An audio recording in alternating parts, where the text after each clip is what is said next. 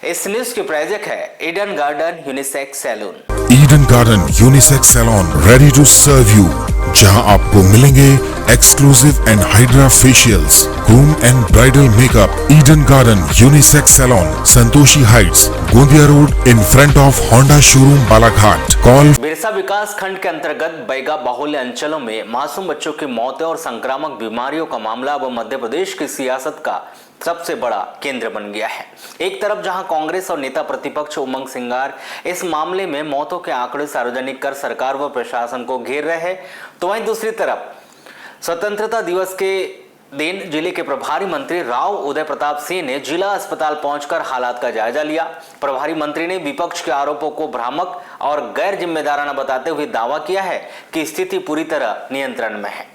जिले के प्रभारी मंत्री राव उदय प्रताप सिंह जिला चिकित्सालय पहुंचे। उन्होंने बिरसा अंचल के प्रभावित गांवों से लाकर भर्ती कराए गए बच्चों के स्वास्थ्य की जानकारी ली और परिजनों से सीधे बात की। मीडिया से मुखातिब होते हुए प्रभारी मंत्री ने प्रशासन का बचाव करते हुए स्थिति को पूरी तरह नियंत्रण में बताया। प्रभारी मंत्री राव उदय प्रताप सिंह ने स्थिति स्पष्ट करते हुए कहा कि पिछले 2-2.5 महीने से क्षेत्र के 3-4 गाँवों में हैजा, सर्दी, खांसी और मौसमी बुखार के मरीज सामने आ रहे हैं। जिला अस्पताल में फिलहाल 50 से अधिक बच्चे उपचाराधीन और जिनकी देखभाल विशेषज्ञ डॉक्टरों की निगरानी में की जा रही है। स्वास्थ्य विभाग और प्रशासनिक टीमें लगातार गांव-गांव पहुंचकर डोर टू डोर स्क्रीनिंग और कैंप लगा रही। बच्चों को पूरी तरह स्वस्थ होने के बाद ही अस्पताल से डिस्चार्ज किया जा रहा है। प्रभारी मंत्री ने कांग्रेस और नेता और प्रतिपक्ष उमंग सिंगार के बयानों पर कड़ा ऐतराज जताते हुए कहा कि बच्चों की सेहत और मौतों जैसे संवेदनशील मसले पर राजनीति नहीं होनी चाहिए। उन्होंने कहा कि गैर जिम्मेदाराना बयानों से जनता के बीच भ्रम और भय का माहौल बनता है। उन्होंने स्पष्ट किया कि प्रशासन की तरफ से कोई लापरवाही नहीं हुई और पहले मामले की जानकारी मिलते ही तुरंत रेस्पॉन्स टीम को मैदान में उतार भी दिया गया था।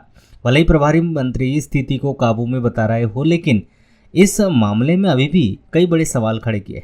नेता प्रतिपक्ष के दौरे पर और पूर्व सीएम के पत्र के बाद विपक्ष लगातार 20-20 लाख रुपए के मुआवजे और जांच की मांग पर अड़ा है। मध्य प्रदेश मानव अधिकार आयोग पहले ही कलेक्टर और सीएमएचओ को तलब कर 7 दिनों में विस्तृत रिपोर्ट मांग चुका है। ऐसे में क्या प्रशासनिक दावों और जमीनी हकीकत के बीच फासला आने वाली जांच रिपोर्ट में साफ हो पाएगा?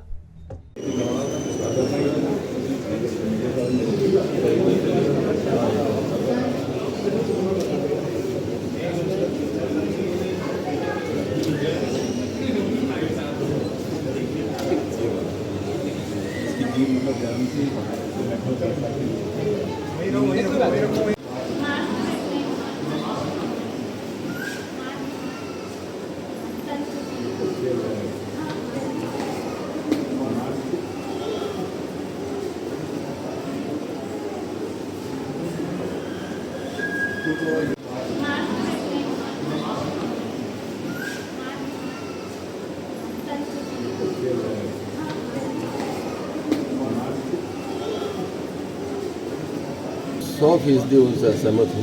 विपक्ष को मुझे लगता है कि कुछ मामले ऐसे हैं जिन पर राजनीति नहीं होना चाहिए। ये बच्चों का संवेदनशील मुद्दा है और अनावश्यक फर्जी बातें फैलाकर प्रशासन ने, स्थानीय व्यवस्था ने, आप मीडिया के लोगों ने बहुत परिश्रम करके इस जिले को मुख्य धारा में जोड़ा है और ऐसी किसी भी हरकत जो कि यहाँ के वातावरण को खराब करे, मुझे लगता उचित है। नेता प्रतिपक्ष को बहुत जिम्मेदारी का बयान देना चाहिए। आप सबके परिश्रम से बालाघाट के लोगों की मेहनत की बात है। ये जिला एक जिसे कहना चाहिए कि आम जिलों की तरह आगे बढ़ रहा है, उसमें उन्हें सहयोग करना चाहिए। ऐसी बातें करके एक अनावश्यक अवनस्ता फैलाना, वातावरण खराब करना और केवल पॉलिटिकल माइलेज के लिए ये बातें करना, मुझे लगता है इतने सेंसिटिव इशूज़ में ये ठीक नहीं। तो नहीं कहूँगा वो क्या कर रहे हैं, लेकिन फिगर्स अगर लेके आ रहे हैं, जब जिम्मेदार अधिकारी, मेडिकल, हमारा जो सिस्टम से जुड़े लोग वो बता रहे हैं कि जून से लेके इतने बीच में इस तरह से चीज़ें, आप भी समझते हैं बालाघाट जिले में जिन दूरस्थ गाँवों में ये वाक़या हुआ है, वहाँ लगातार आज के 3 साल 4 साल पहले क्या परिस्थितियाँ थी आप जानते हो। आज वो मुख्य धारा में जुड़े हैं, आना जाना चालू किया है, प्रशासन वहाँ जाता है, सारी सुविधाएं हमने सड़कें बनवाई, पानी की व्यवस्था की, नल की, लेकिन वो लोग अपने आप को वो भी बदल रहे हैं। उनने खुद ने, मतलब वहाँ के जो हमारी जनजाति है उसने भी अपने आप को बदला है और वो आगे बढ़ रहे हैं चीज़ों को। इस तरह के बदलते हुए परिवेश में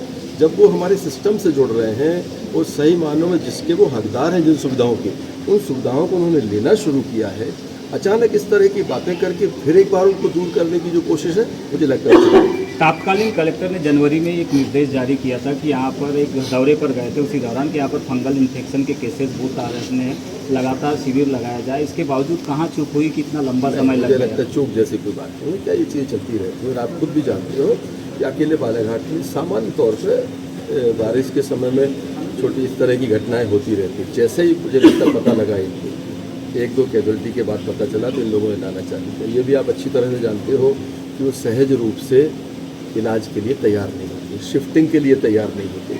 ये चुनौती भी प्रशासन के साथ रहती है, लेकिन उन्हीं के डॉक्टर वही के हैं, लगातार वहीं के हैं, वहीं सेवाएं दे रहे हैं। हमारी एक ENM है, उसी क्षेत्र की है, वहीं रहकर वहीं सेवाएं दे रही।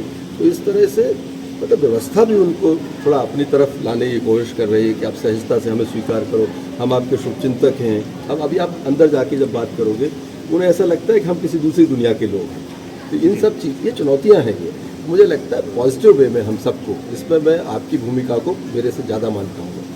हमारी बात जिस तरीके से नीचे जाएगी उसे आप बेहतर भेज सकते हो, और फैक्ट्स आपको पता है।